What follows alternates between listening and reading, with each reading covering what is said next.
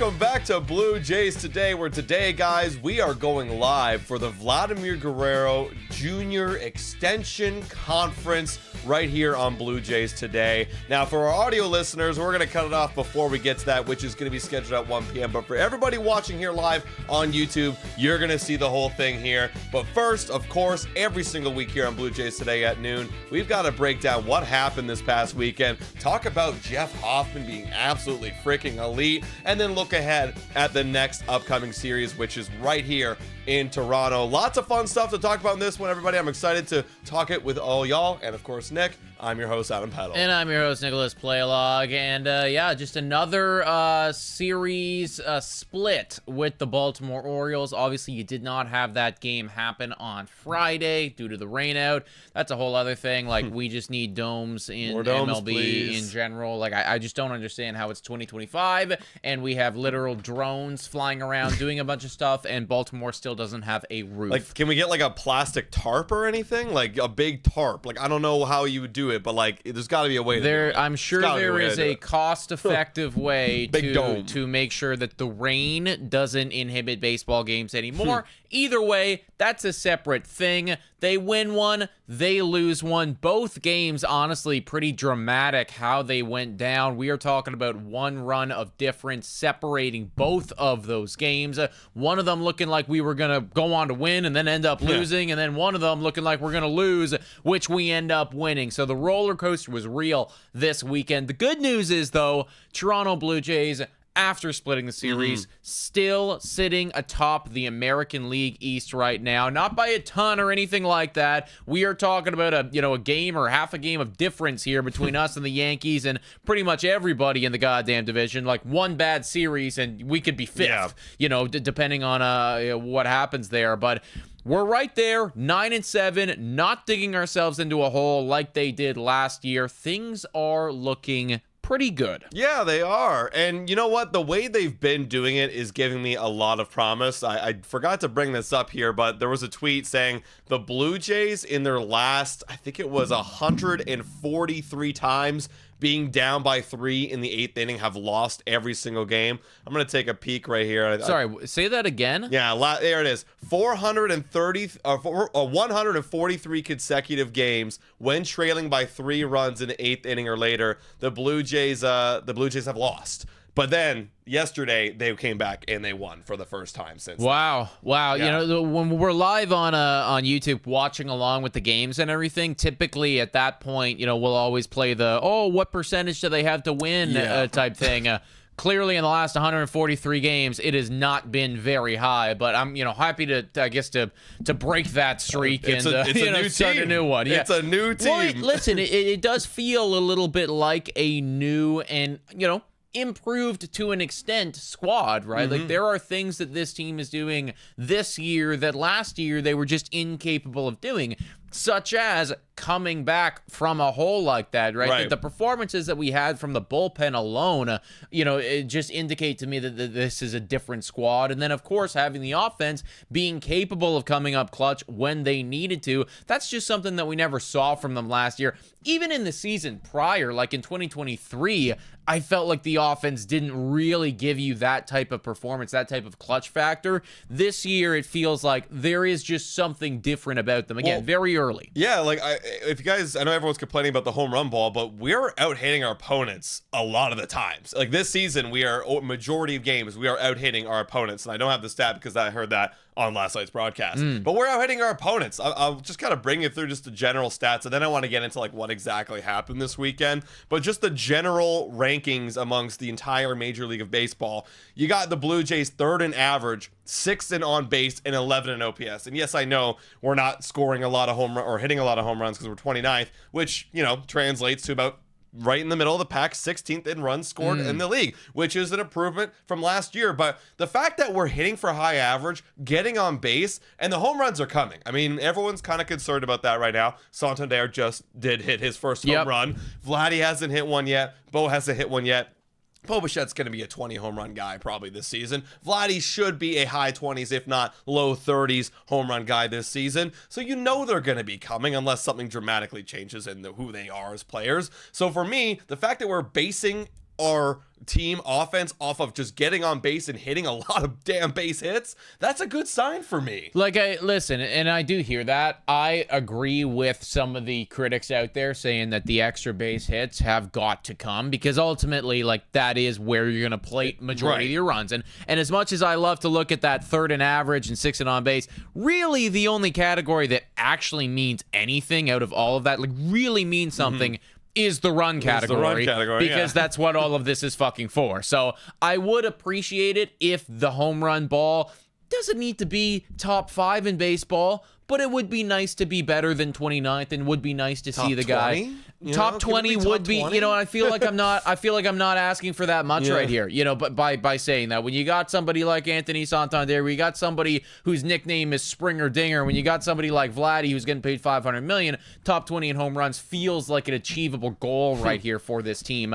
Granted, I do like that from the average side of things and from the on-base side of things, you are going to be consistently applying pressure to their pitchers. That's something that is going to get to them over the course of a series, right? You're going to make them pitch longer, which means that in game 1, they're going to have to go to the bullpen earlier, which means that in game 2, they're not going to have those guys.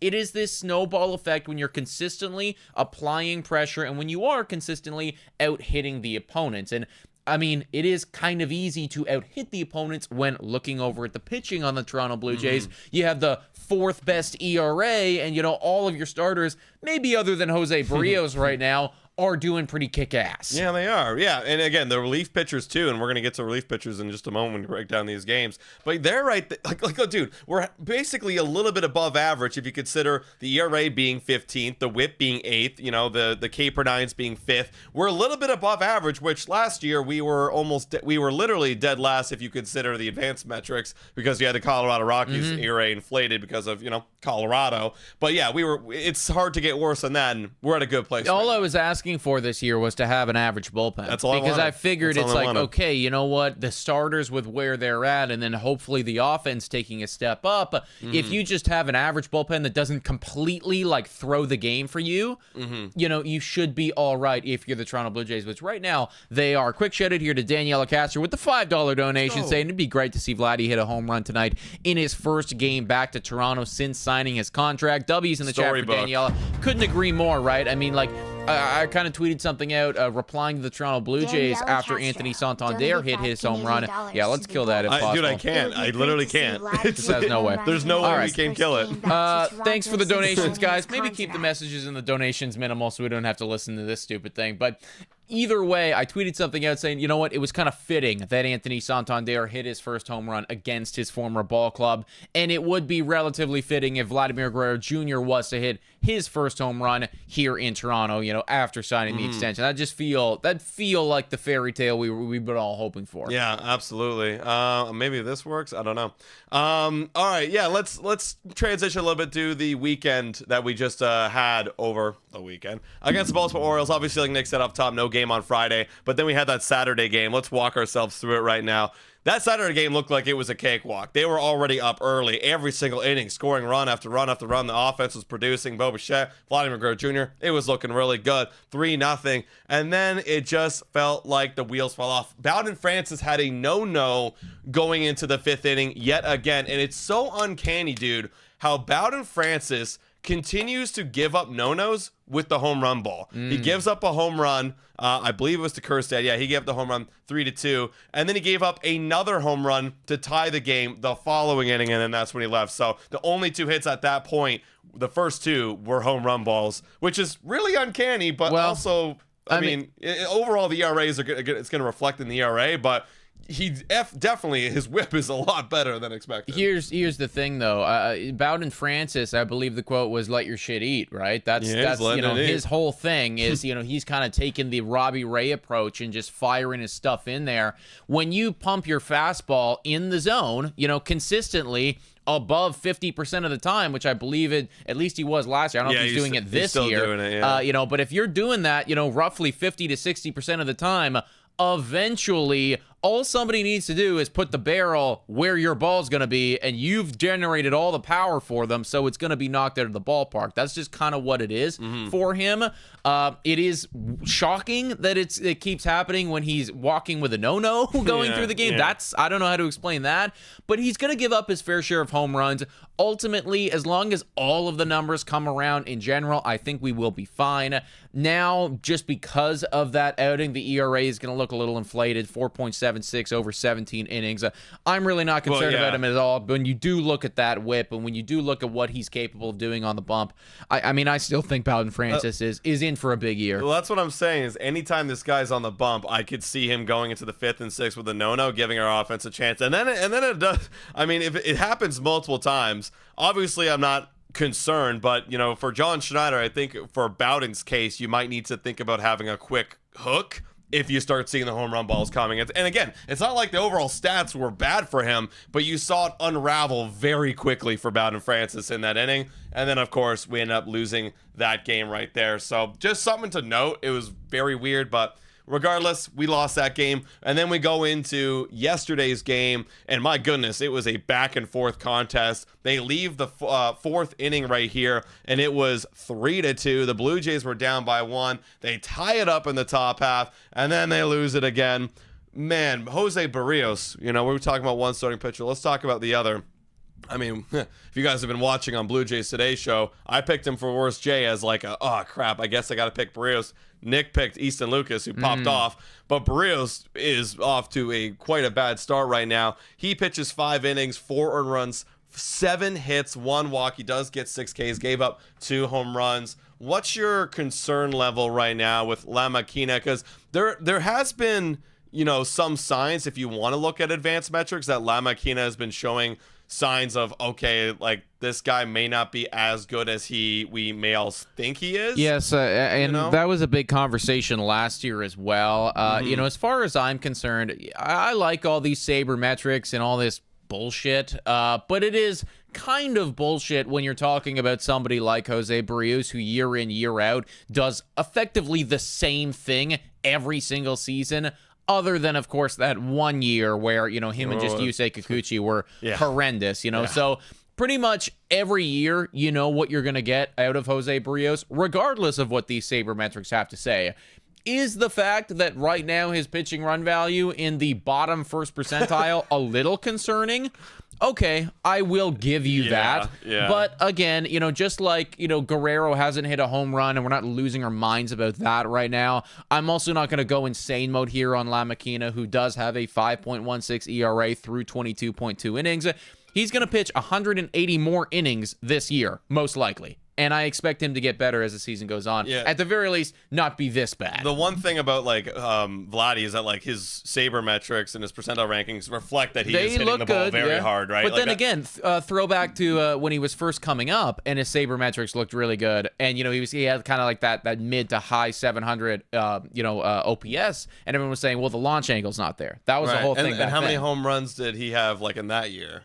In those first few years, I mean, I don't think he touched 30, but it was somewhere in the 20 range. But I remember his percentiles looking very good, and everyone's like, "Oh, what's going wrong? Like, what's the issue right here?" And it was just like, "Oh, well, the launch angle's not there. It's going to get better as time goes on." Yeah, I think it was that 2023 year where he hit 26 home runs. Which, I mean, you can see right here when you go to 2023, it was still pretty good. But then, obviously things came, the following year and the year after that, and, Vladdy was still pretty good. But, this right here is very – that's the thing about when you look at these metrics. You can put a little bit of weight when they're this skewered. You know what I mean? When they're this far over left, when you're literally the bottom percentile of all baseball. So, for me, I don't really know. I've seen a couple of his starts. One of them, I was drinking beers at Amsterdam Brewhouse, and I was far away from the TV and couldn't analyze every single pitch that he was throwing.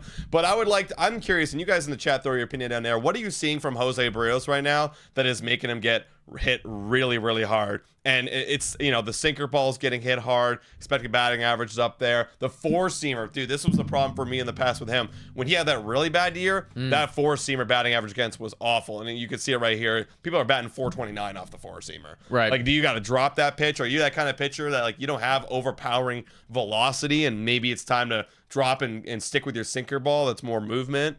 Maybe. You know, that maybe introduce a cutter a bit more. Maybe, you know, we'll have to see. But he's got to make an adjustment soon. Because I'm getting a little bit concerned. I understand. I guess for me, it's just like Jose Barrios is one of those guys where because he's been around the block so long and done it so many times in a row, the leash for him is a lot longer than it would have been for somebody like George Springer, who on the flip side of things is, you know, turning everything around right now, and everybody's very excited about that. I'm going to give him a little bit more time before I start really freaking out. I would say that walking into his starts right now, you know, there's probably a better chance that we lose those ones compared to maybe a Kevin Gausman start. Yeah, and people are saying in the chats, and like this is what I was kind of assuming, but thank you guys for throwing your opinion. He's leaking pitches down the middle. His velocity is down. It looks like it's down about half a mile per hour on his sinker ball. His location is horrific and getting hit hard. I mean, I was thinking with Jose Barrios, kind of same as Chris Bass in a sense. If he's not locating, it's easy money. Sure. I mean, especially when it's kind of the same for everyone. It's kind of the same with everybody. Maybe you could argue Paul Skeens. He can get away with a bit more than Chris Bassett could. Right, exactly. But if you're throwing like, he's throwing 92.5 on his sinker ball right now. That's like, dude, that's like a ramped up batting practice pitch right there. So, you know, yeah, it's a little concerning, but he did, you know, going back to that game, he did have a bad start there. But then what happened after that was the Blue Jays rallied together in that game. They strand crossed a couple of crosses. Let me just remind myself what happened here. Oh, yeah. Ernie Clement, he had quite a game, 4 for 5. Like, holy crap, came out of nowhere. I think in the first 4 at-bats, he doubled his total hits of the year. He had 3 hits going into this game. Now he more than doubled it. He got 4. Boy, Earn Dog. Right? Holy. Like, shout out. And then Miles Straw out on a sacrifice bunt. That was pretty big. And then, you know, Bo Bichette coming up clutch, doing what he gets paid to do. Santander doubling. Like, it was great. Everyone kind of came together. Heineman popped out and moved a guy over. It was awesome. Oh, Miles Straw with a little dribbler that scored a run that got us the lead. Miles Straw signing or trade looking pretty good. Look, you're getting at this point. You're getting contributions out of a lot of names that you wouldn't have anticipated, right? Like, I mean, Heineman looks really solid, right? Heineman's got a 474 batting average, and I understand it's very, very small sample size, but still, you know, wouldn't have expected that at all right now. You know, Miles Straw is putting in work, right? Springer doing, you know, like Renaissance vintage shit right now. You're getting these contributions from people that you didn't expect, which is awesome. Now, I know that we're about to get to Jay of the Week, and I do want to announce that momentarily. However, I did, just to circle all the way back to the Bowden Francis talk, I did go and look. This is his career splits, everybody. So for everyone wondering, it's like, oh, why does he keep getting, you know, beat up like later in the game, right? He's really, really good career-wise. So this is, you know, like a decent sample size to look at right here. Incredible through the first 35 pitches.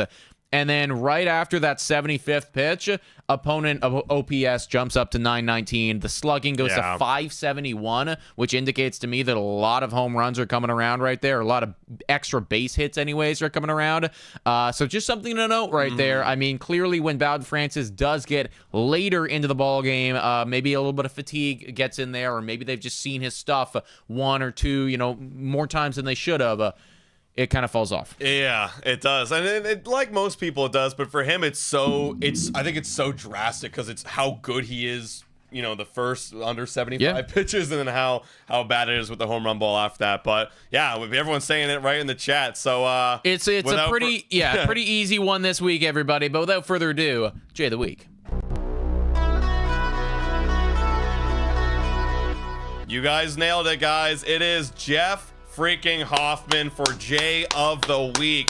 Jeff Hoffman. Now, I got to give a shout out to Kevin Gausman because he honestly had a very great outing, 8 innings, no earned runs, very solid against Boston. But Jeff Hoffman yesterday won it for the Blue Jays. This guy pitched 5 innings. Now, as a reliever, you might go, wow, did he pitch 5 times? No, he pitched 3 outings, and he totaled up 5 innings. 2 of the outings were 2 innings pitched, and that both of them were going into extras. And both of them, the Blue Jays secured the W. And he did it with a big FU fastball, big FU stuff right over the middle of the plate, getting people, not even getting the Baltimore Orioles just looking at the pitches, not even swinging and missing. They're just dumbfounded by it all. Jeff Hoffman is the closer the Blue Jays have been waiting for. I haven't seen a guy like this since, do I say his name, Roberto Osuna? You know, like feeling that safe in the last little bit of the inning, or in the 9th inning and beyond.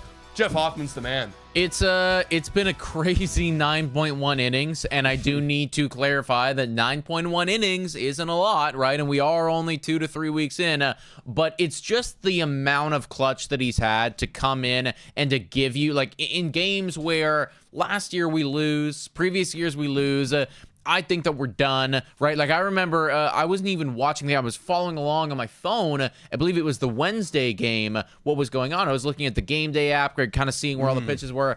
I see the Toronto Blue Jays. I believe it was the 10th inning, and I don't think we played a single goddamn thing.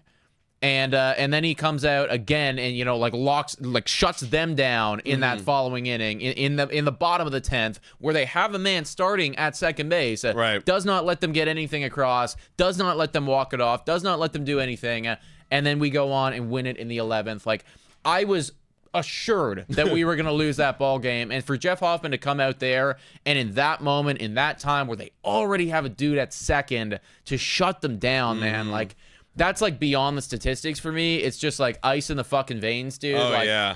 Inject it straight in, man. Oh, yeah. Dude, I mean, he's got ice in the veins, and he's got attitude, too. If you guys haven't seen, right at the end of the ball game, Jeff Hoffman blew a kiss to the Orioles dugout. And if you're not familiar, Jeff Hoffman was going to be signed by the Orioles until their, like, training staff, medical staff said, hey, there's something wrong here. We don't like the medicals. We don't like the physicals. Let's not sign him to a $40 million 3-year deal. Then the Blue Jays scooped him up $33 million for 3 years. And Jeff Hoffman let the Orioles know. Now, Orioles fans are coming out being like, well, what did the players do to you? I think it's not about that. I think it's about the whole organization. And who else are you going to look at, right? So Jeff Hoffman, with a little bit of swag, blows a kiss to the Orioles bench. And if you're wondering, dang, he's so good, will he be available tonight? Dude, Jeff Hoffman doesn't give a crap. John Schneider might. John Schneider and Pete Walker might. But when asked about how he's feeling about pitching 2 innings twice this week, Hoffman said, good, normal, recovering well. I'll be recovering on the plane and hopefully ready to go tomorrow.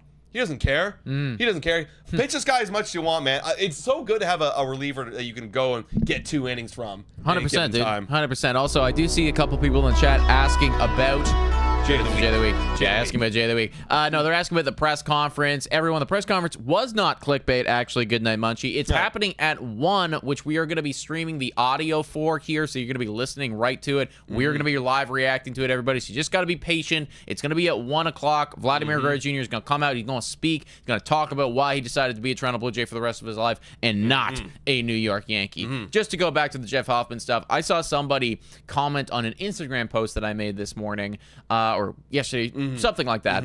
And I totally agree with this. They were saying back in 2015, back in 2016, we had fucking dogs out there, you know, like literal bulldogs that were ready to tear your head off at any given moment. Feels like he's got the dog mentality. Jeff Hoffman has that Josh Donaldson type of FU mentality to him, which I think the clubhouse has needed for a long period of time. We've been all fun and games for a while. This is somebody that, like, I wouldn't want to screw with Jeff Hoffman personally. Like, you know that he is going to be, he's that Max Scherzer level of crazy, in my opinion. And I just love it, dude. Yeah, like, you know, maybe for those who would really want dog mentalities, unfortunately, we have 2 really nice guys in the core of our team, in Bo Bichette and Vladimir Guerrero Jr. They're just nice guys. Jimenez, nice guy. Santander, nice guy. Yeah. You know, George Springer, Bo Bichette really nice guy. You know, nice guy and quiet guy, yeah, too. He's a quiet, nice guy. You know, everyone's, Dalton Varsho, the quietest, nicest guy ever. You know, Will Wagner seems like a nice guy. Roden seems like, actually, Roden's a great guy.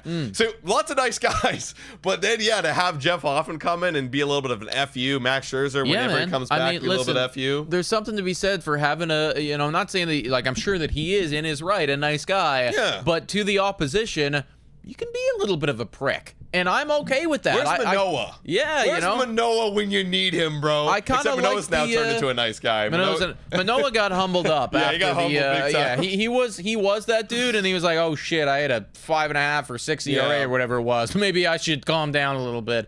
And then he did. But Jeff Hoffman, point being, he has been phenomenal. One of the best signings, honestly, that I've seen the Toronto Blue Jays make in a long time, just paying immediate dividends.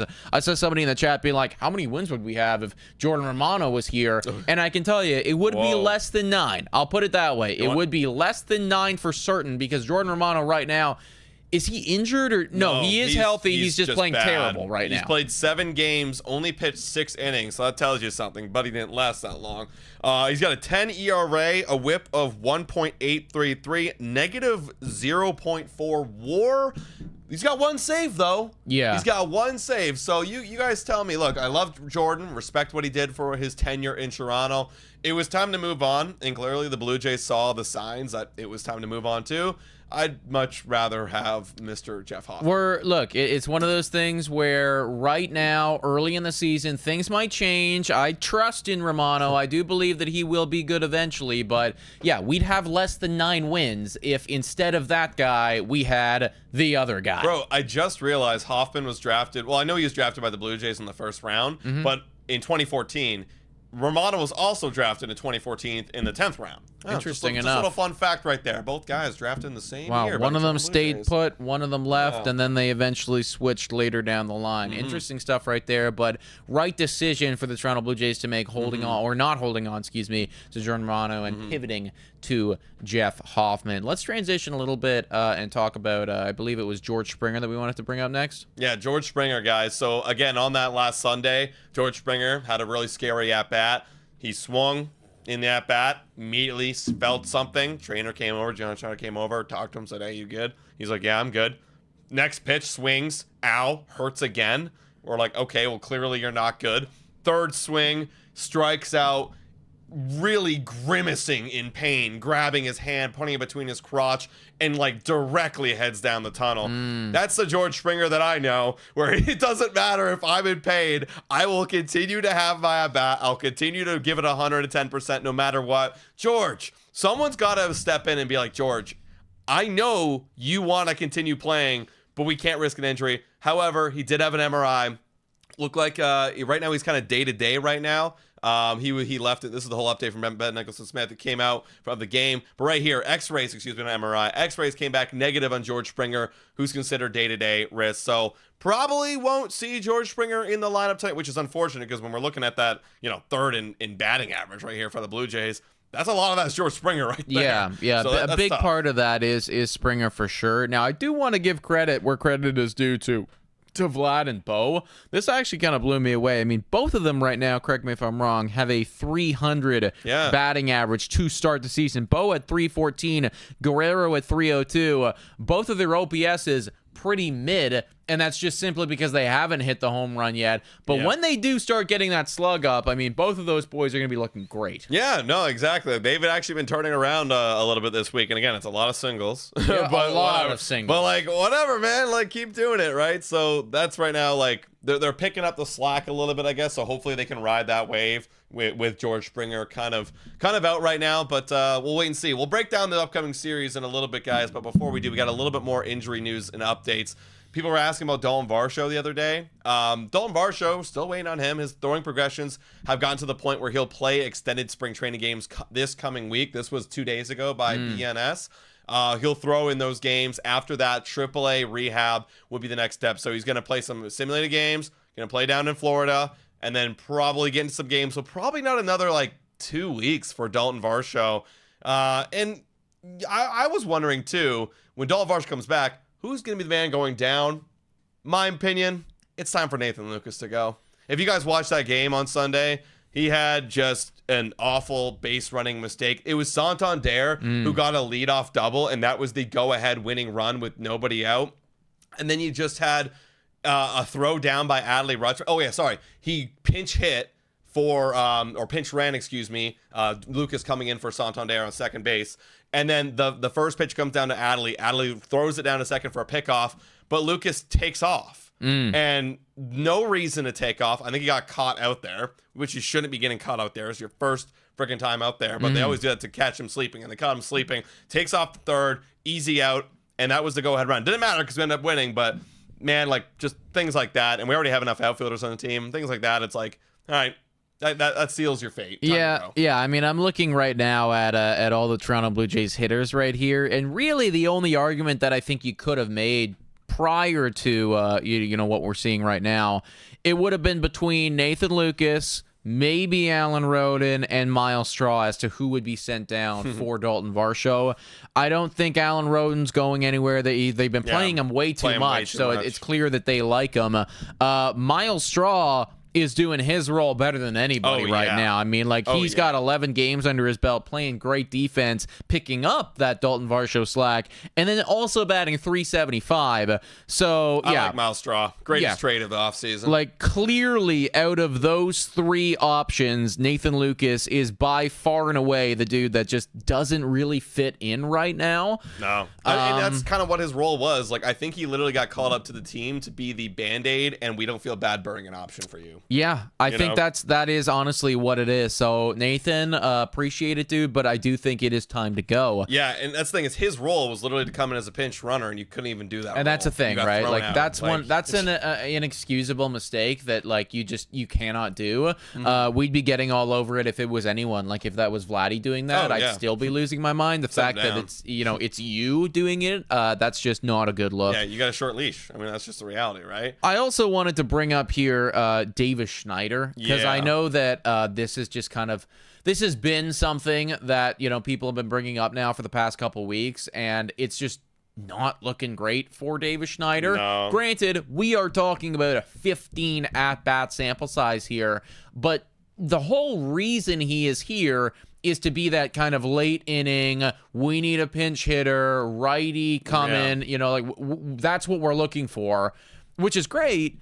But we actually need you to deliver in those moments, and clearly 5 walks, though. 5 walks. I mean, that's something. That is something. On base of 333. The average at 67, though, is clearly not where it needs to be, dude. I saw someone in the chat saying bring up Barger, and again, like, if his role, and if John Schneider's married to the idea of having a righty off the bench, then it doesn't make sense. And I see it bring up Orelvis. I think he's off to a bad start right now. Let me take a quick look. Yeah, I gotta find his statistics. Like, he Orelvis would be the right-hander that you'd want to bring up, but I think he is off to a bad start. Yeah, he is. Batting 80 in AAA. So not doing a whole lot better. I think you gotta wait a little bit. But granted, if you are looking for some pop, I believe Addison Barger has like 2 home runs already to begin the year. I'll take a look at Addison next. Take a look at him, and like, if you don't really care about matchups and you just want another option off the bench, sure. But then that kind of like makes your entire bench lefties, other than Miles Straw's a righty.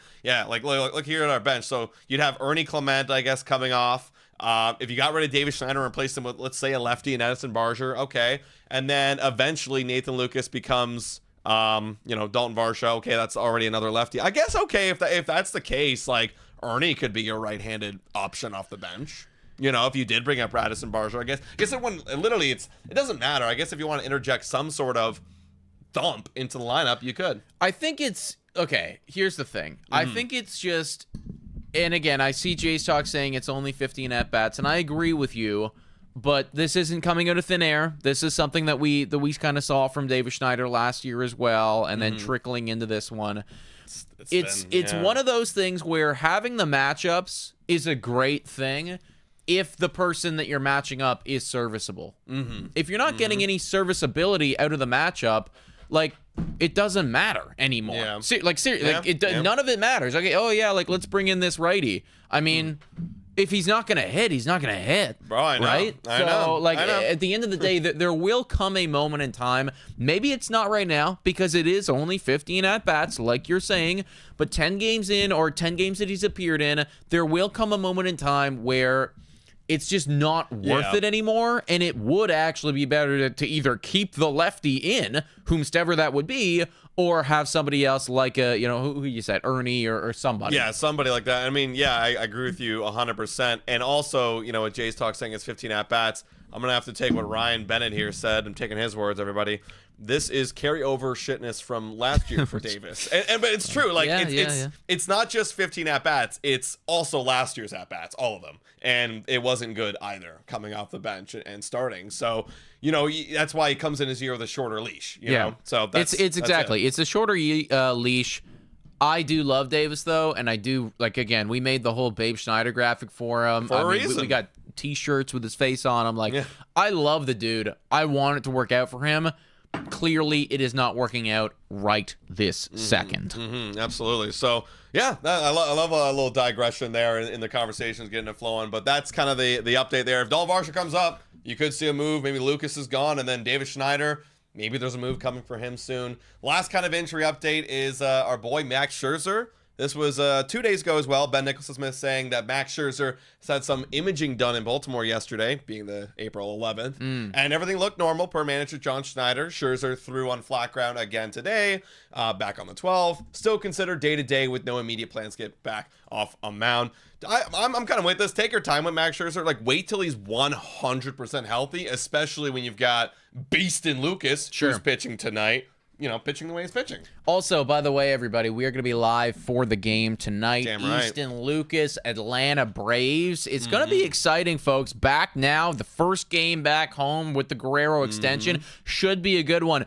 And we are going to be at the game on Wednesday, everybody. Right. This Wednesday, it's a day game, so I imagine maybe not that many people are going just because it is going to be, you know, like the work from home type game. I think it's like a kid. Are they not doing the work from dome? I think it's a kid day. It would be the perfect day for the work from dome because they always do it on the Wednesdays. For whatever work for dome, yeah, right. Like I think you guys let us know. I saw the promotion was like kid day. Or okay, something. well, if you're going to kid day or work from dome or whatever on Wednesday, we're gonna be there, folks. Would love to meet up with you guys, say hi, all School that day. stuff. School day. School day. It's school. Okay. School day. If you're coming to school, we're going to be in school, everybody. Come meet up with us. It should be really fun. But Easton Lucas on the bump tonight. We're going to be live for it. I hope we see another quote-unquote vintage performance from him. A Beast and Lucas outing? Yeah. That'd be awesome. Also, we will see Spencer Strider on Wednesday. On Wednesday, yes. Yeah. You know what? And I think that's actually a good thing, because we're talking about Spencer Strider, who has not been on the bump for a period of time. Facts. You know, so it's going to take him a while. Like, I know that he's a phenomenal pitcher. I just find it hard to believe from anyone's standpoint that they're going to walk in immediately into an opposing, a hot third and MLB exactly average. right. You know, into up. their ballpark and come in here looking, any semblance of a lead. So I think we're going to take them. But let's take a look right now at game one, everybody, that we're going to be live for. Also, shout out to the 300 plus people in here right now. If you haven't already done so, please hit that like button and smash the subscribe button. In 24 minutes time, Vladimir Guerrero Jr. and the Toronto Blue Jays are going to have their press conference, which we are going to remain live for, folks. Easton Lucas, no runs given up so far, 2-0 record, 11 strikeouts. Up against Holmes over there on the Atlanta Braves. Grant Holmes, he's a guy. I mean, he's just like a serviceable pitcher here. In years prior, I'd say, but now third in batting average. That's we right. are a different ball team. And listen, the Atlanta Braves, they are a different ball team right now. 4-11, one of the worst records in all of MLB. Like, quite seriously, folks. I know that it's wild because it's still mid-April and all that shit. They're getting to a position right now where, like, they are starting to hurt their playoff chances by going 4-11. Like, already at the beginning of the year, their playoff odds were like 90%. Yeah, it was. Yeah, it's down now to 64.3. It's going to continue to fall, especially after we kick their ass this series. Yeah, it's crazy that their win division percentage is 28.5, and then Nationals are better than them by 2 games. Point and it's one. 0.1. Yeah. So, but regardless, like, look at this. Like, their pitching has been bad. It's been beat up too. I'm pretty sure they're injured. Like, Chris Sale's gone off to a bad start. Literally, they're just getting back Spencer Strider. I think Schwellenbach's been like the only good part of their rotation, and Grant Holmes has just been a dude to fill in for some other dudes. So with that being said, earlier this season or earlier in the offseason, I would have looked at this part of the schedule and go, oh God, that's going to be a gauntlet. Come back home facing Atlanta, facing the Mariners. But we got a little bit of an easy start. Before we do, let's give a shout out right here to Lindsay B with the heart. Let's go $10 dono. W's in the chat for Lindsay, everybody. I think she's going to the Friday game this week. Yeah. So, I'm telling you, great fan. You definitely, if you're, just want to say hi, Blue Jays Today community member, go find her. She is awesome. All right, let's get into it. What are our predictions? We're facing Holmes, who we've barely faced. You've got only Clement, Guerrero, Lucas, and Wagner. Also, thank you. Here's a Lindsay B. Yeah. Dono. Thank you very much. There you go. Your moment of fame, Lindsay. But obviously, they've never faced Lucas before. So what do we think thinking here, Nick? Are we going to see vintage Beast and Lucas? Look, the Atlanta Braves are 4-11. All right, like that's what is. My predictions are going to come down to here. Like I get that they are the Atlanta Braves, and when you look at that lineup, there's a lot of names in that lineup. Albies, Olsen, Ozuna. There's a lot of guys in there where it's like, oh shit, on any given year, this could be a top 5 MVP type guy right here. Not this year though. Things are not looking good for the Atlanta Braves, so I like the Toronto Blue Jays a lot. Before we give our official predictions, though, let's give a shout-out to the sponsor of this video. Whoa! Time for a quick shout-out to the sponsor of this video. Hit your picks and knock it out of the park with Betway. Scan the QR code down below to join the action. Only available in Ontario. Must be 19 years of older to participate. Please play responsibly. Now, everyone, back to the content. Shout out to Betway, everybody, for being absolutely phenomenal. Here are the lines. Toronto Blue Jays, if you can believe it, we are at home. We got Beast and Lucas on the bump. We got a struggling Atlanta Braves team, and we're the underdogs. Yeah, dude, I made a Betway fee clip. This is the biggest smash of an underdog line because you're going to get 2 times your money. Like that's an easy smash for me. I think we're going to win as well. And now I don't know this. I don't know the score because Beast and Lucas is like insane. The Atlanta Braves have been struggling just a little bit offensively. Maybe it's another scoreless, maybe 1 run from Beast and Lucas, and the Blue Jays get enough. We win this one like 4-1 or some shit. Like, all I know is that I'm taking Toronto in this one. No questions. I would have taken us if we were the heavy favorite, and I'm certainly going to take us as the underdog. So if you guys want to hop on there and probably make some money tonight, then use the QR code that was just flashed up there. Betway, everybody. Shout out to them. Game 2, you're going to have Schwellenbach up against Kevin Gausman. This is going to be a tough one. If they're going to win one, it could be right here just because Schwellenbach has been dominant. Granted, Kevin Gausman has been phenomenal as well, just not quite at the level that Schwellenbach has been here for the Atlanta Braves. I know that they're 4-11. I don't think that I'm confident enough, even though we've swept a couple people this year.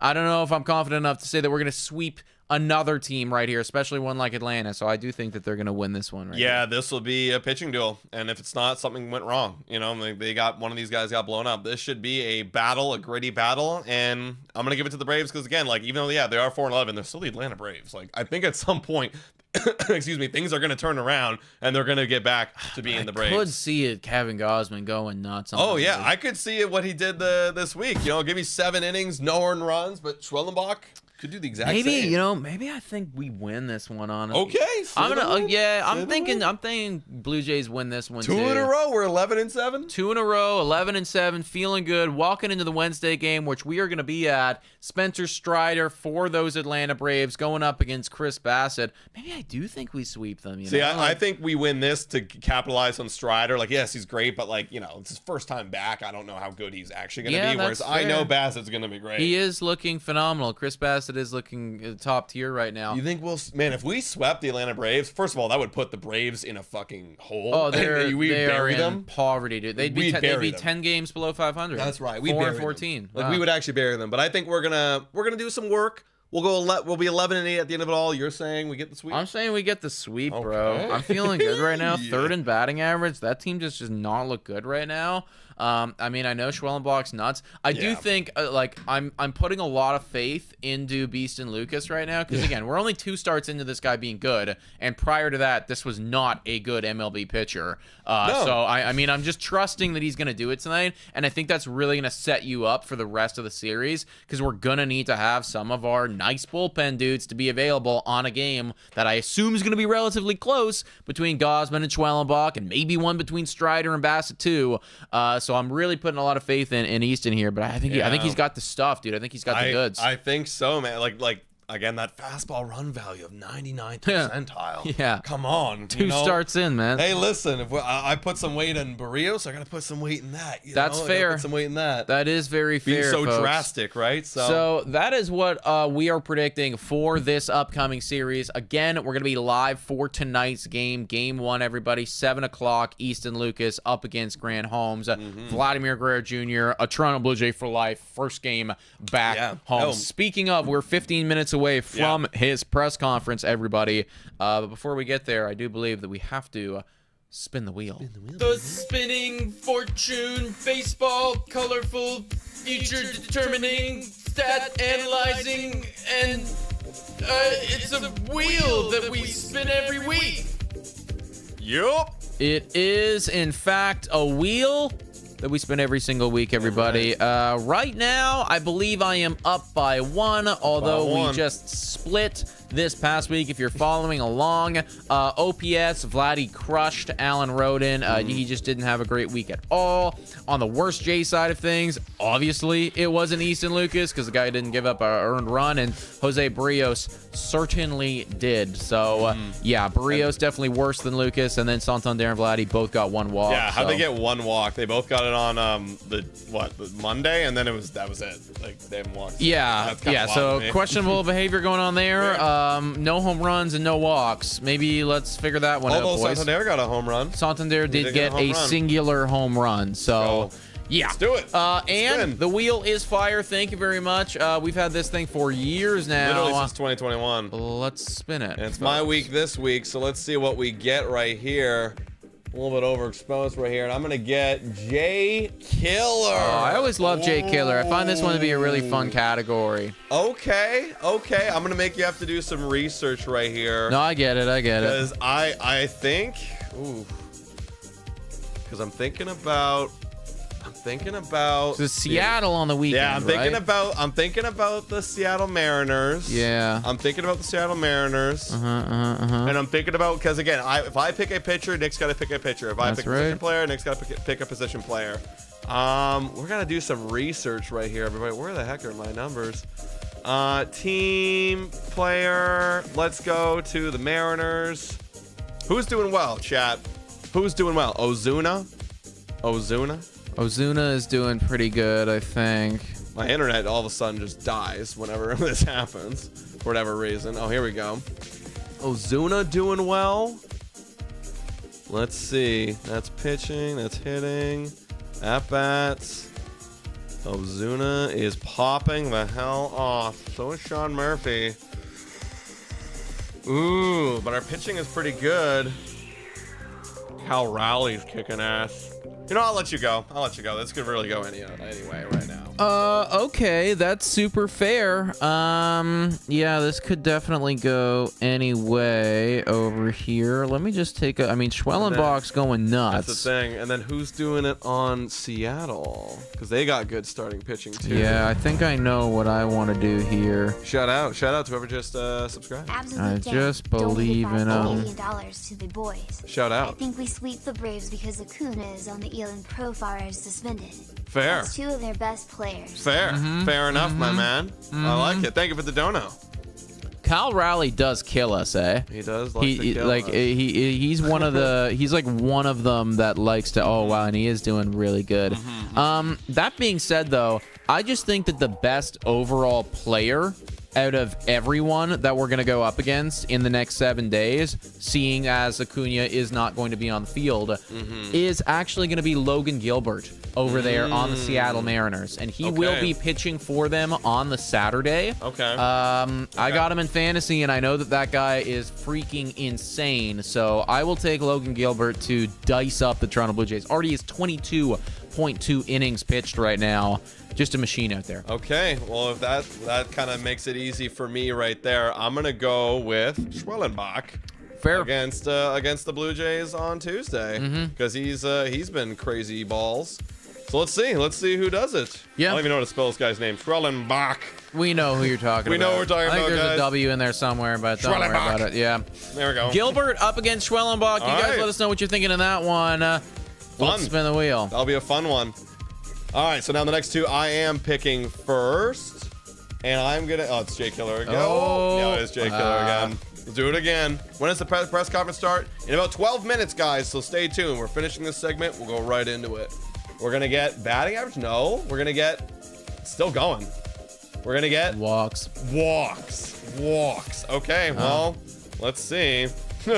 I'm gonna go looking at the. God only knows, right? Like I don't even know who is walking, right? I mean, we both picked Vladdy and Santander, and they got like no walks. Yeah, Let's nobody see. walked. Let's see. Santander still first on the team last 7 days. David Steiner, yeah, I'm not going with that.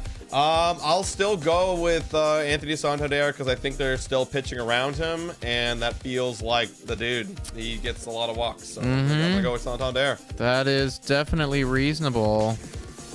Yeah, not Bo. This guy got lucky with 2 walks this week.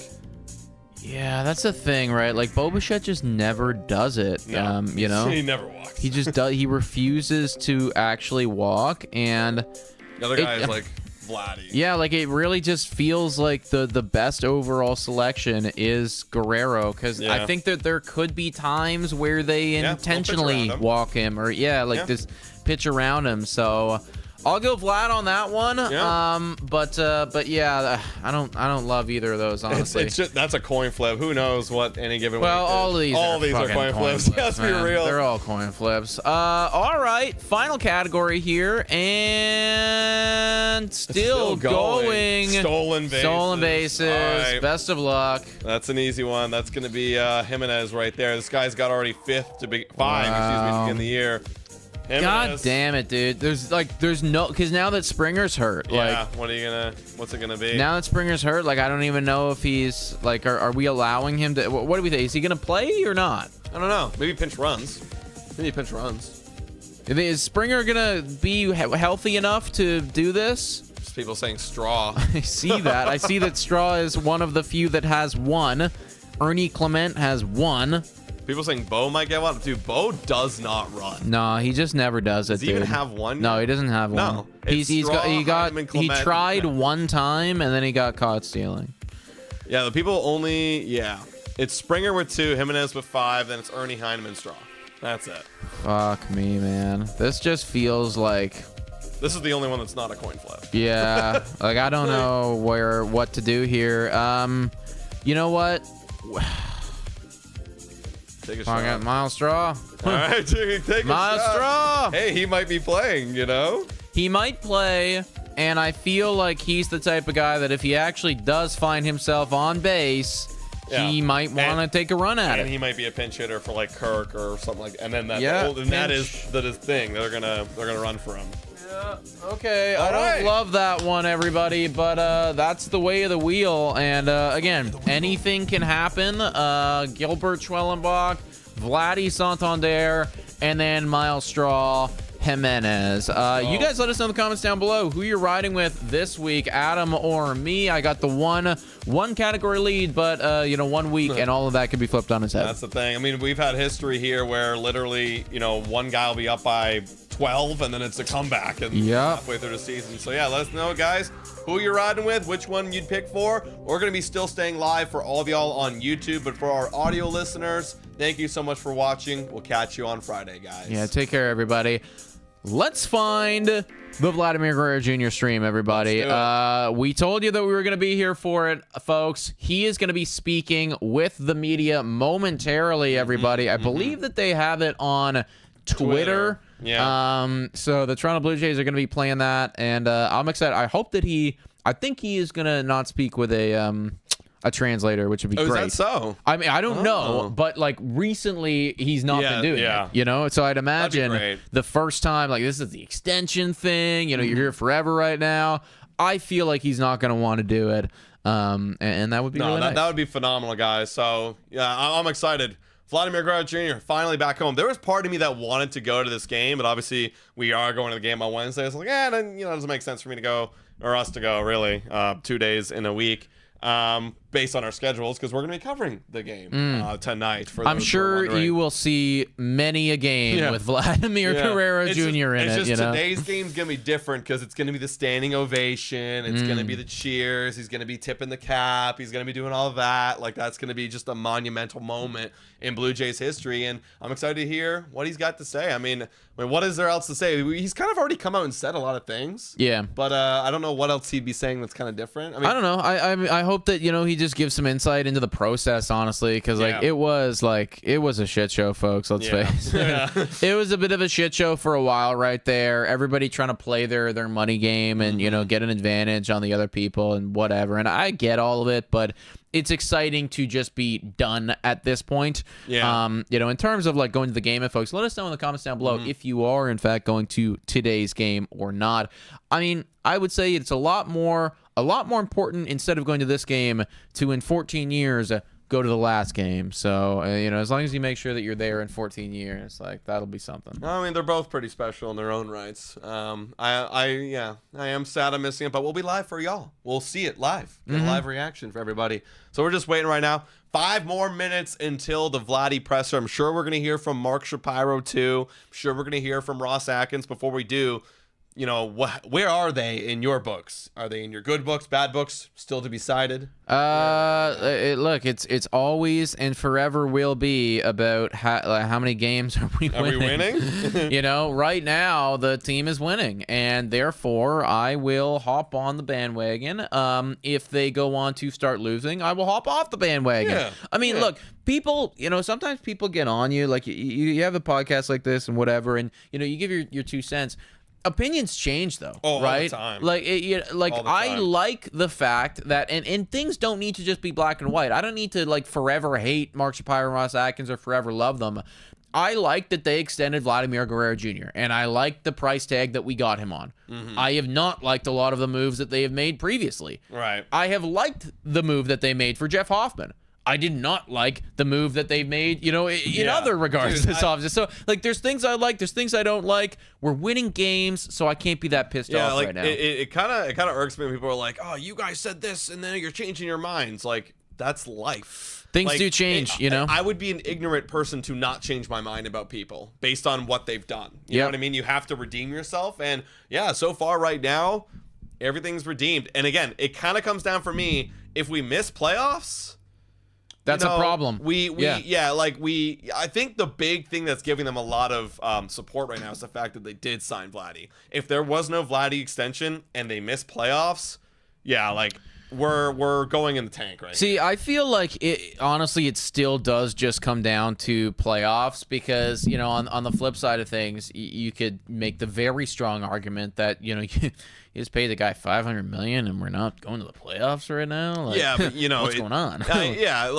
But you still the paying him $500 million isn't going to change this season. You know what I mean? No, it's not. But there's an expectation of all of this is for the grander purpose of making it to playoffs and winning games when you get to the playoffs. And ultimately, if you're not 14 years. Throughout the next 14 years, but if you're not doing that, then I do still believe that, ultimately we need somebody that's going to do it. So, I mean, Caps, again, tip of the cap for extending this guy and getting him locked down forever. The goal of this team is to make it to the playoffs and then win once you get there. I would also argue as well that this would be a perfect interval, should they not make it to the playoffs, to actually bring somebody else in, because now you do have a foundation and cornerstone player that you can build around for the next 14 odd years. I do wonder, I mean, I guess it all depends on the season. If we go into the tank and it's awful and people are calling for heads and it's just emotionally out of control, I do wonder if this, what Shapiro's done with his tenure of the Jays. You brought up these boys, you didn't draft them, but you brought them up. You did draft Bo Bichette. You signed this guy to the 3rd biggest contract in MLB history, by far the largest in your team's history. You make all the renovations to the Rogers Center. You're doing all the stuff. From when you came here to when when it is the end of your contract, which is at the end of this season, this Blue Jays team is looking very different. When you're looking at the team itself, when you're looking at the stadium, when you're looking at the franchise as a whole, when you're looking at the marketing, you're looking at the team, blah, blah, blah. It has improved, and I wonder if they're just satisfied with the work that he's done and the money that he spent. So I think that, at the end of the day, will kind of decide as well the decision of Mark Shapiro. Oh, there's a lot. Yeah, I mean, and Mark Shapiro and Ross Atkins are, I mean, as much as they are a package, I also think that there could be arguments that one of them could go and one of them would stay. I'm sure that Mark Shapiro would very happily throw Ross Atkins under the bus if it meant that he kept his job. So, oh boy. Well, wouldn't you? Well, the thing is, Mark Shapiro's coming up first, so. Right. He's got to get extended, and then Ross Atkins is after 2026. So sure. It would be, he wouldn't necessarily throw him out this year, you know. All right, we're still waiting. Welcome back home, Vladdy. Oh, look at this. We're getting some videos right here. He's walking into his presser. Let's go. Wearing the pink. Dude, this guy loves his pink. Loves his pink. He's got style in his own way, yeah. you know. Like I wouldn't put him on the same, maybe necessarily the same tier as like a Tatis Jr. when it comes to baseball swag, but Guerrero's got his look for sure. He's got his look. His family's got matching outfits. That's dope. That's dope. Dude, his daughter's like older than I thought she was. Dude, I know. I think he had his daughter when he was like 20, 19. Like, I don't know. Like, it was young. Wow. So he would have been like, what? Like 19 years old? 19 or 20. Yeah, I think that's when he had his daughter. Damn, so, I mean, he's 26 now. Holy, 7 years bro. old. Holy. I mean. Yeah, I mean, that's the culture. Right? That's the culture.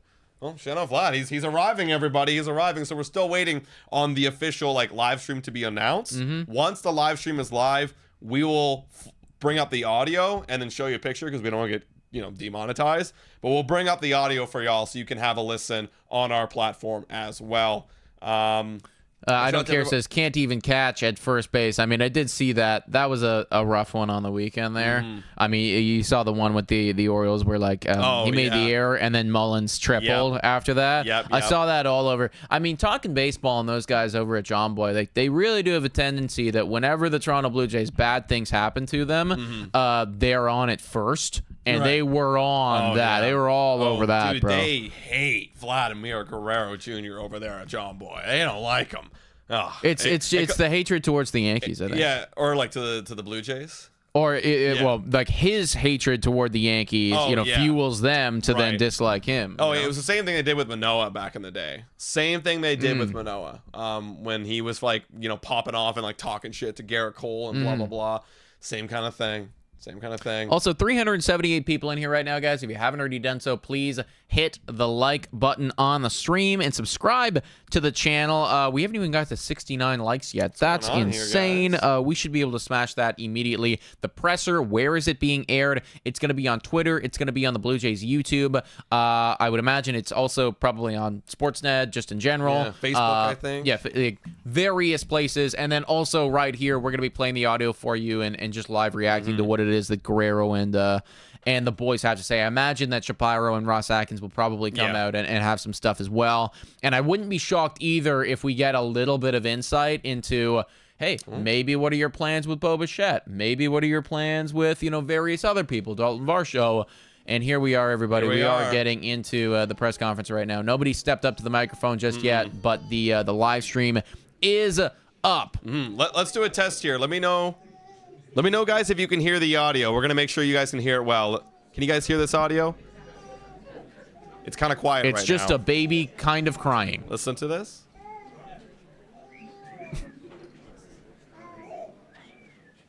We'll kind of finagle it. We'll kind of finagle it as it goes on. But let us know, because that's going to be the main thing right now that we'll be showing you guys.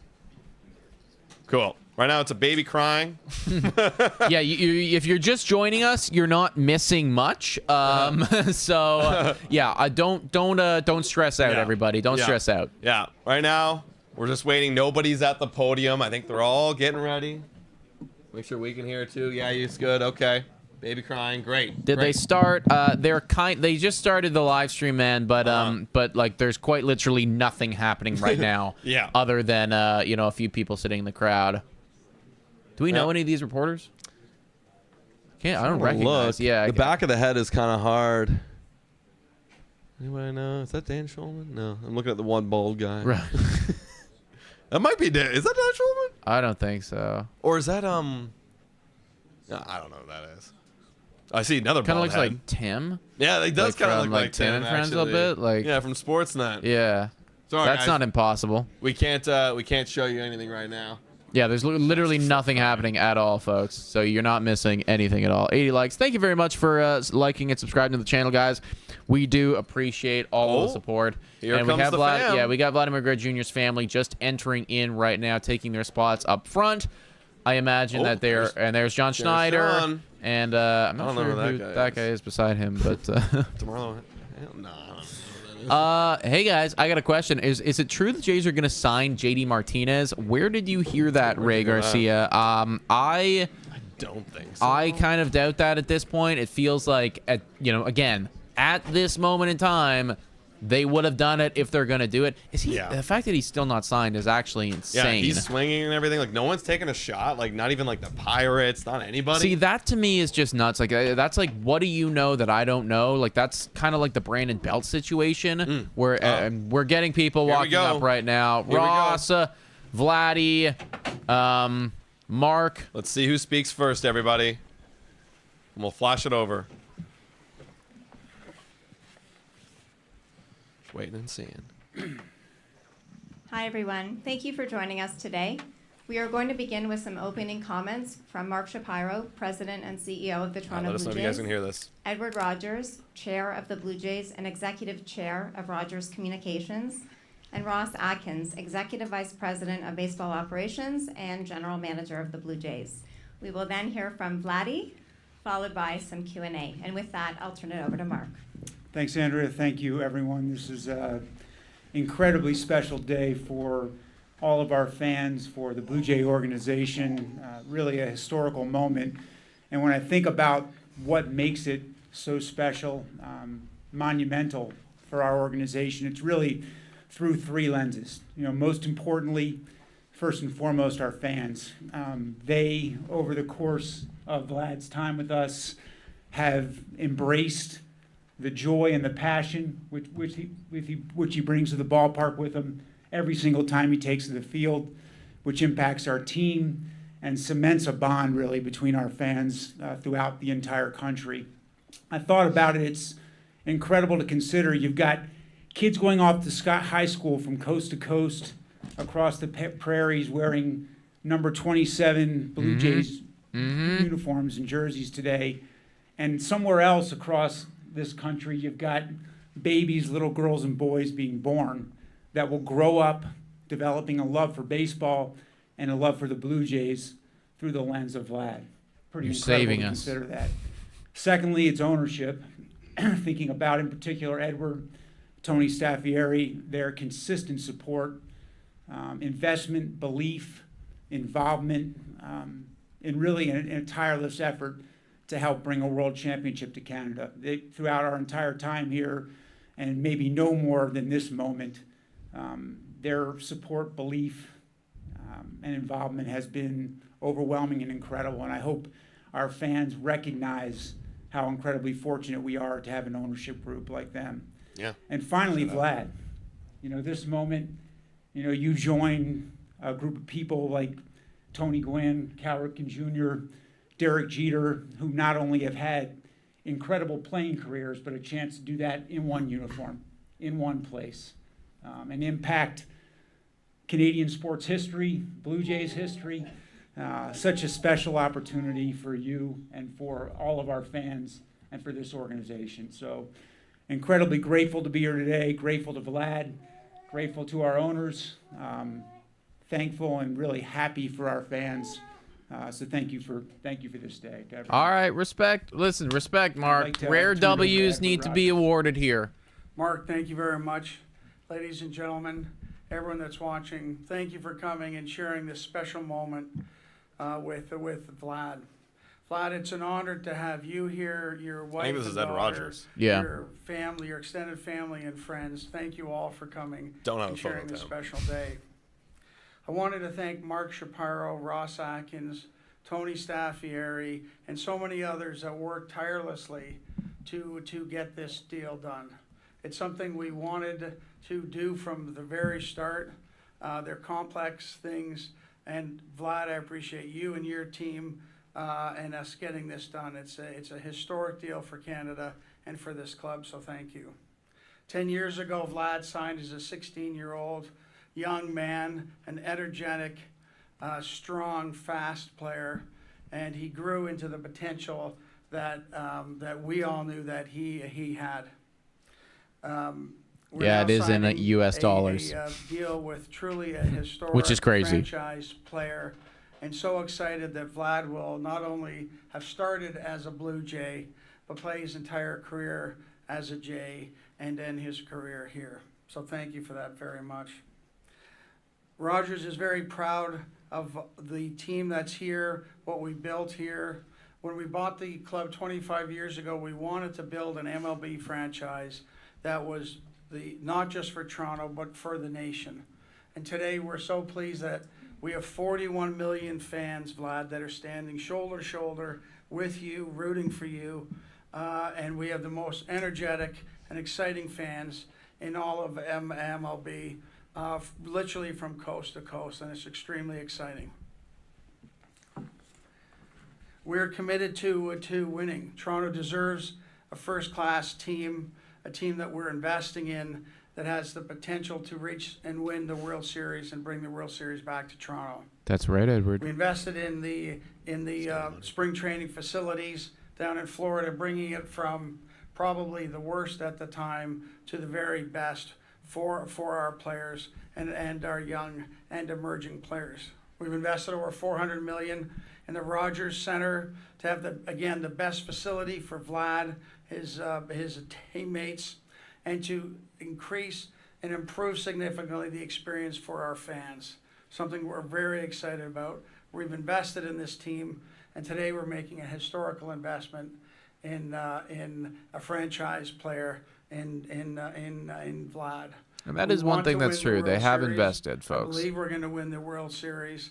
And today, signing this deal, we've increased our chances and stepped that forward with the signing of Vlad as the center of this team that we'll build around. So, Vlad, thank you for choosing us, for being here, and we're so excited for the next 14 years. Thank you. Edward Rogers. Thank you, Edward. You know what? That's the man that we needed to get the deal done. Invest, just money. want to express gratitude as well to the team Guerrero, to Gray Praver and Scott Shapiro for the tireless work. Sounds like Ross, yeah. A lot of energy and a lot of time spent over the years to get to this day is a very special moment. To Natalie and to Ryan and Gabby, it's been inspiring to see you by his side every step of the way, and we appreciate and welcome you to this family, or the continued welcome to this family. To internally, to John Schneider and Hector LeBron, Edwin Encarnacion, that had so much to do with us getting across the finish line. Double E helped with the deal. To members of baseball operations and Mike Grove and Jeremy Reeser, from midnight calls to 8 a.m. calls to so many iterations of different potential deals to get here. It took a lot of time and energy. But most importantly, thank you to Vlad. It's an honor to be sitting here with you today to think about this journey from the early days with John Schneider and Cesar Martin and Danny Solano, that you began your time here, and to think that you will finish your time here is an honor to be a part of that. You are, the way you go about it is so good for baseball, and I'm so honored that it's going to continue to be so good for baseball as a Toronto Blue Jay. You make the game better every day, and the fact that it's going to continue in this uniform is very special. Have the same glasses? All of our gratitude. Close. Let's get this signed. Are we at this point? Oh, they're going to sign it. Let's see. I want to watch it. You guys can't see. All right. Zoom it. Just go forward. Oh my God, he's signing the contract. He's literally signing the contract right now. There it is. Signature to paper. There goes Ed Rogers. He's going to Everybody's going to sign it. You are now a very wealthy man. You are already a very wealthy man. You are a very wealthy man right now. That man sitting to your right just gave you lots of his money. He did it. Yeah. Officially a Toronto Blue Jay. Pen to paper, gliding, smiling, ear to ear. Let's go. All right, he's a Blue Jay for life. Photographers, if you'd like to come to the front of the stage, we're going to do a quick photo op. Okay, they're going to do a quick photo op, everybody. They're going to do a quick photo op. Apologies we can't show you, or else we'll get taken down by YouTube and the Blue Jays. So I just want to hear Guerrero speak, honestly. Yeah, that's what we're all here for. I want to hear Guerrero speak, and then I also want to hear, okay, this is great. Now what? All right, let's see. He's taking off the jacket, putting on the jersey, of course. Great day and moment for Canada. Now, if only he could hit a home run or two. Yeah, dude, I see people in the chat saying, biggest bust of a contract. No home runs so far. Guys, let's chill. He went a month and a bit last year without hitting a home run, so let's relax. There you go. Yup. Blue Jay for life. Blue Jay for life. Could very well go down as the greatest Toronto Blue Jay player of all time. Yeah. Depending, of course, on how everything goes. But yeah, they're taking the photos. Everyone's getting in there, of course.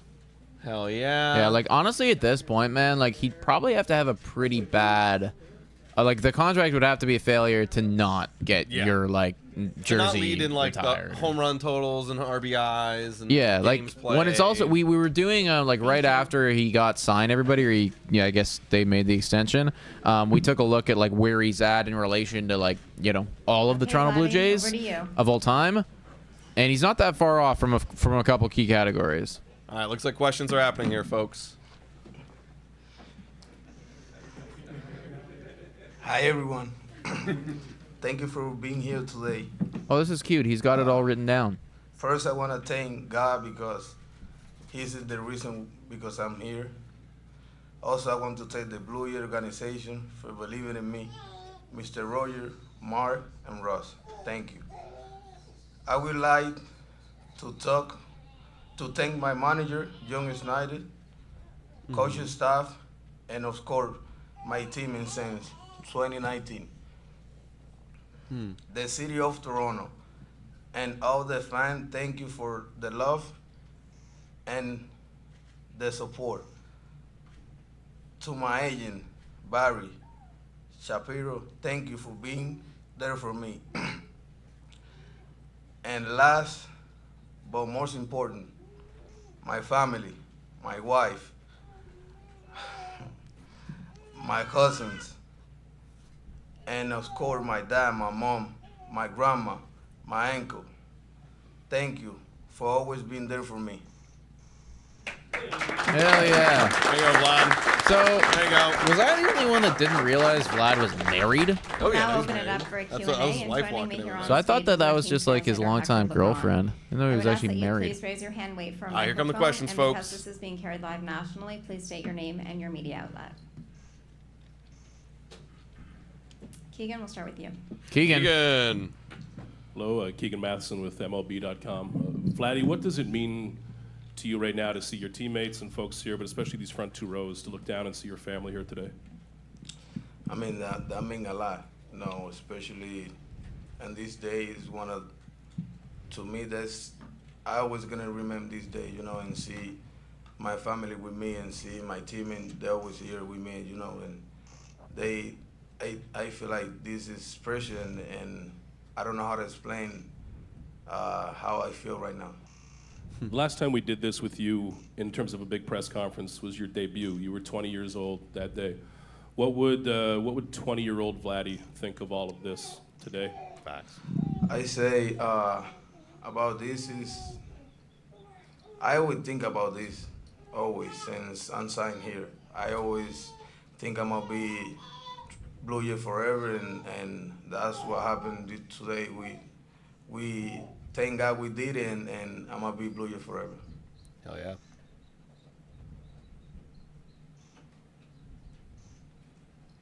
Who's got a question?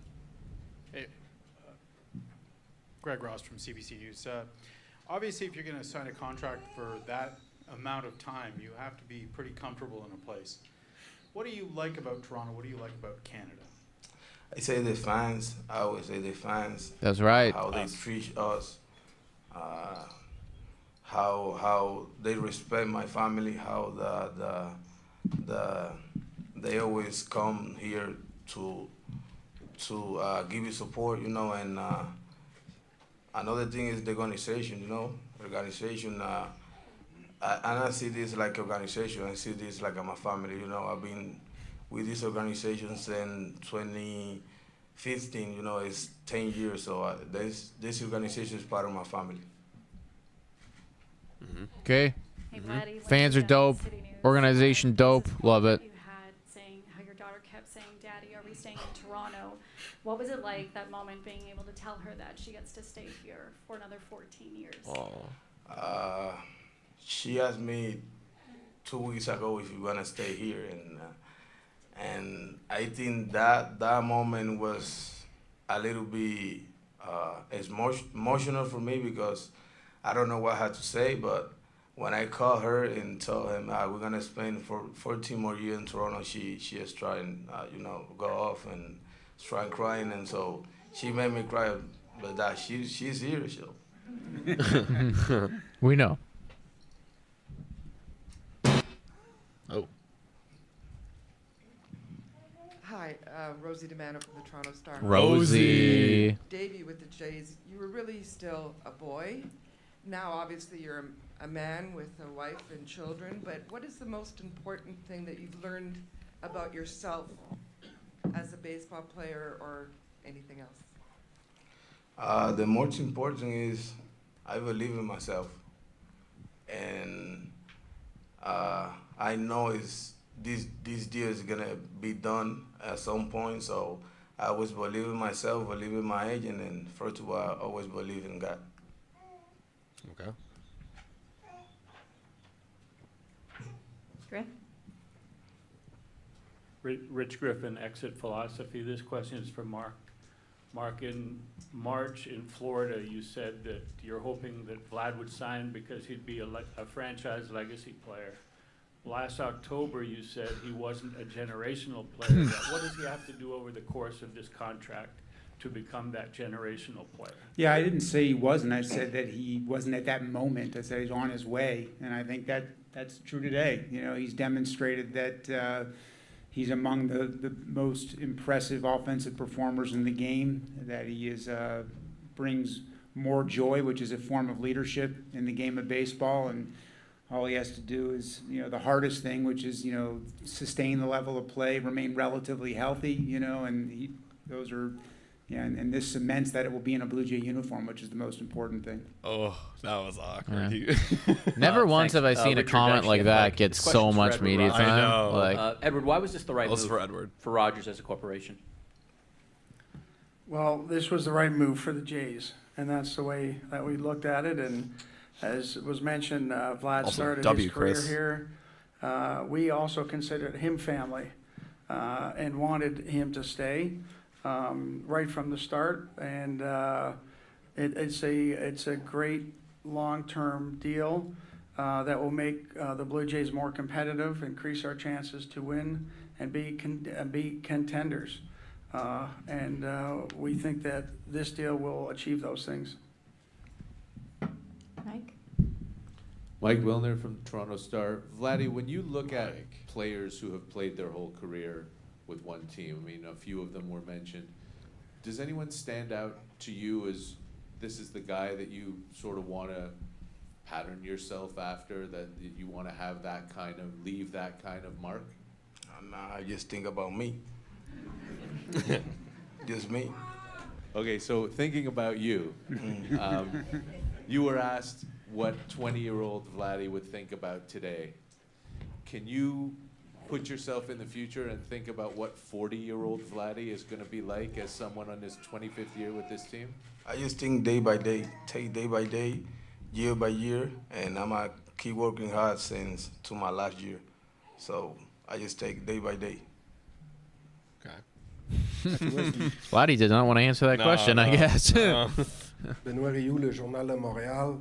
Vladdy, I saw the picture of you when you were a kid in your exposed jersey. I mean, you were younger than Vladimir on this. How is important still your relation between your family and all the Canada and, of course, the past of your dad? Oh, it's French, never mind. I'm born here, and this is my second house, This is my second house. I spend a lot of time here in Toronto and Canada, and like I say, when a country treats you right, you gotta. Now, when the country give you love, you gotta give you the love back, and that's what I'm doing right now, giving all the love. We will accept the love in home runs. I'll love you as much as possible, Vlad. I've always loved you, no matter what. Hazel May with Rogers Sports. Shout out, Hazel. This question's for Mr. Rogers. Mr. Rogers, this is a big commitment. What about Vladdy the person, Vladdy the man that was important to you and your family to make this kind of commitment to him? Well, I think it was obviously something that the club has worked on for many years, getting ready and seeing the caliber of player that he's grown into.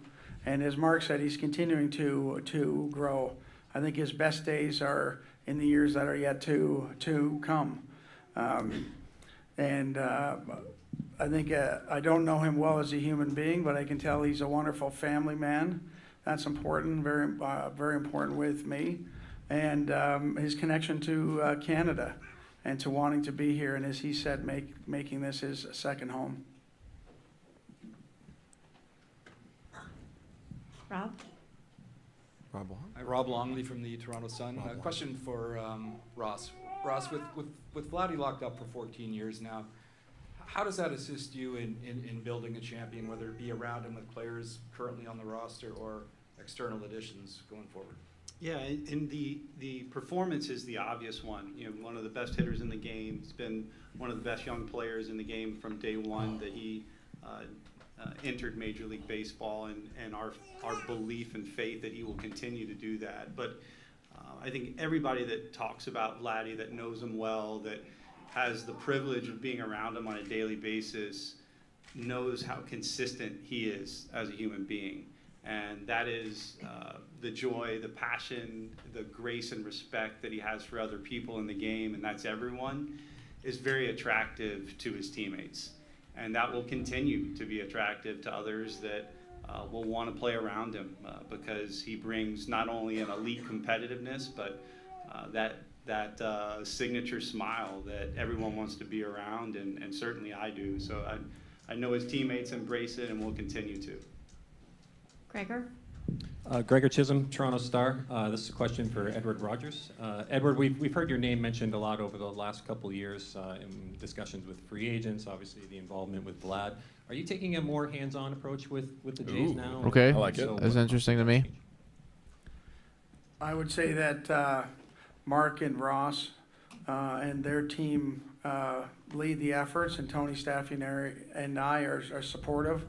And obviously a contract of this size, we would get a little bit more involved with. But our job is to do everything possible to make sure that the team has what it needs to be competitive. And it's something that we want very much, and we've wanted.